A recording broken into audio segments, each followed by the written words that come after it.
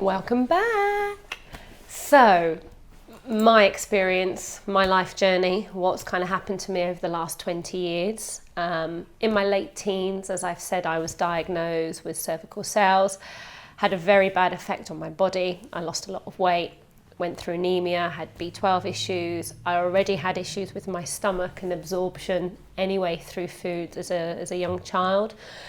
Would be hospitalised quite a lot with inflammation of the bowel, was put on multiple medication, which naturally, you can read about it day to day now in the newspapers, in magazines, where we all talk about gut microbiome, gut flora, how all of us are completely unique, different DNA, what works for one won't necessarily work for somebody else. And it's only really been over the last 20 years that I've been able to kind of piece together my own personal jigsaw of things that I've experienced. I've, on a personal level, which obviously links to hair loss, I lost both my parents. My father when I was very young. Didn't kind of affect me as much as it did when I lost my mum in my 20s. My mum had a horrendous neurological condition called motor neurons disease. She did amazing. She kept going for 10 years, so it's the Irish blood in her, and a few glasses of whiskey I think definitely helped along the way.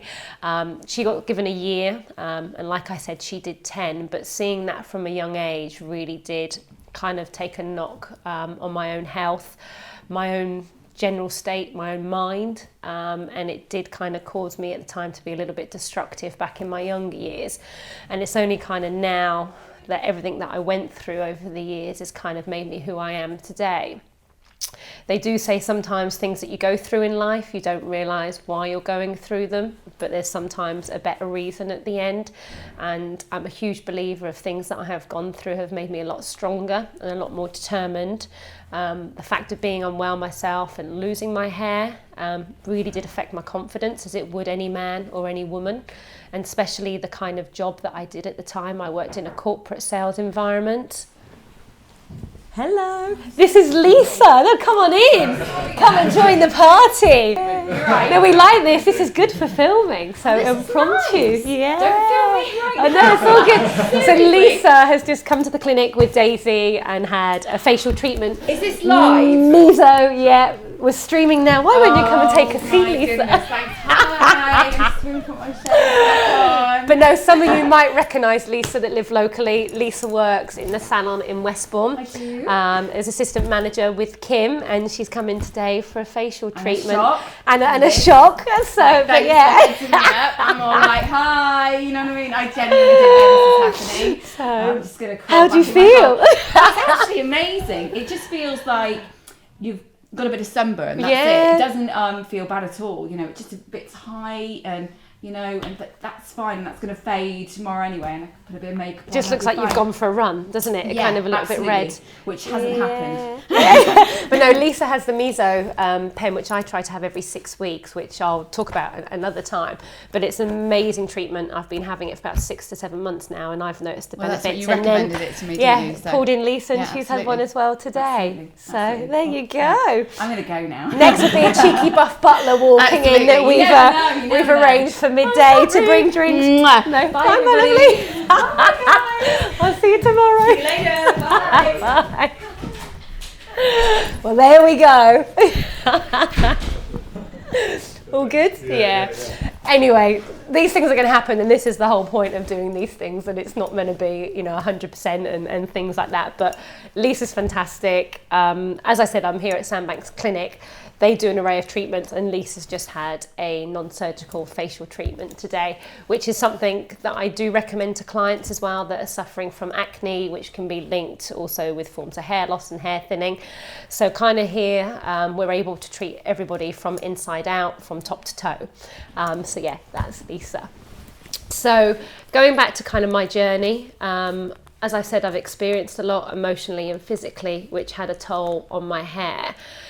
Back I'm trying to think how old I am now. So back just before I was 30, I was having to wear wigs. So on social media, you can see me looking completely different day to day, a bit like a chameleon. I was able to kind of change and change my look. I would have a black bob, long blonde, you know, crazy hair, red hair, and really kind of took on different personas and personalities with it. And it was the only way that I was able to deal with at the time with my own hair loss, was to kind of have fun with the colours and the styles. Back then, there wasn't, you know, huge selections of wigs that I would feel comfortable in, unless you had thousands and thousands of pounds to be able to go and get a very, very high-end premium wig. But over the last 10 years, more celebrities have been wearing them in the press. Most people now within magazine and photo shoots and videos have got hair extensions, clip-in extensions, some form of booster, let's say, within their hair, so it's not so taboo, and it's more known now that men and women, you know, wear wigs, hair system, toupees, you know, as just part of our kind of day-to-day getting dressed and getting ready. So where am I now? So I moved down to Dorset 8 years ago after my mum passed away, to spend some time with my brother, who had just had his first child. And I moved here for 6 months, was the original plan. Worked at the time to do with sports betting and within the sports industry.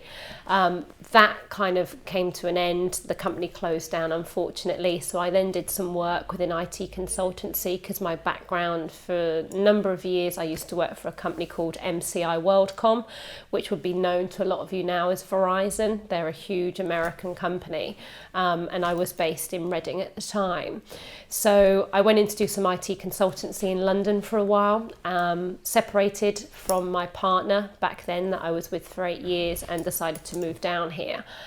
6 months here, most amazing weather, you know, most amazing events on the beach, and I absolutely fell in love with the place, which is rather strange because a lot of you wouldn't know, but I was actually born here. Not that I tell anybody that, but I was born here but didn't live here.